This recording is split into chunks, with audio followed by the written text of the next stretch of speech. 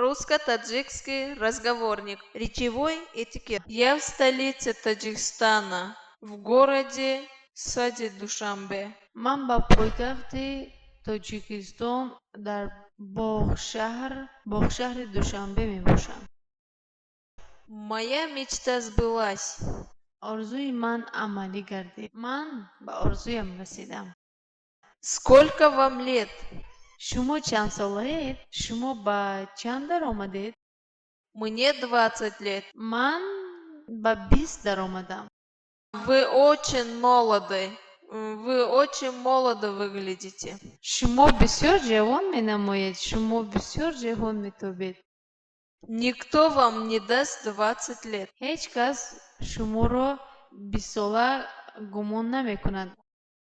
В каком году вы родились? شما کدام سال تولد شده اید؟ Я родилась в 1988 году. من سالی 1988 تولد یافته‌ام. Мы с вами ровесники. من و شما همسالیم. Ему скоро исполнится 30 лет. او به نزدیکی به 30 می درآید. و گاه روزی تولد وی است. Вы женаты? Вы замужем? شما زن دارید؟ شما شوهر دارید؟ Я замужем. Я женат. من شوهر دارم. من زن دارم. Я холост. من مجرد هستم. Он хороший парикмахер. او سرتراش ماهر است. Я космонавт. من کیهانورد هستم. Я член Союза писателей, художников. من اعضای اتفاق نویسندگان هستم. من اعضای عضو رسامون هستم. Он плотник. او دوریدگر است. Она портниха.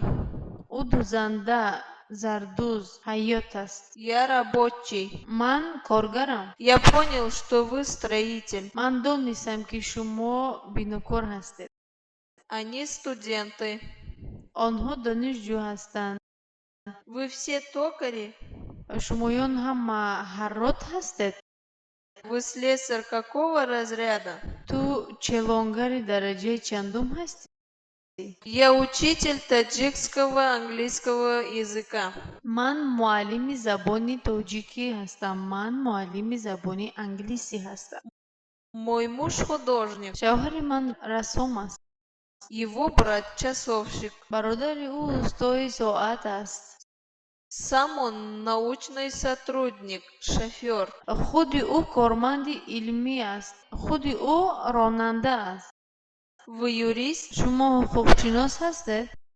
Я работаю в городской больнице. من در بیمارخانه شهر کار میکنم. Вы где работаете? شما در کجا کار میکنید؟ Мы учимся в вечерной школе рабочей молодежи. ما در مکتب شبانه جوانان کارگر تحصیل میکنیم.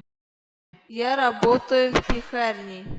من در نانوایی خانه کار میکنم.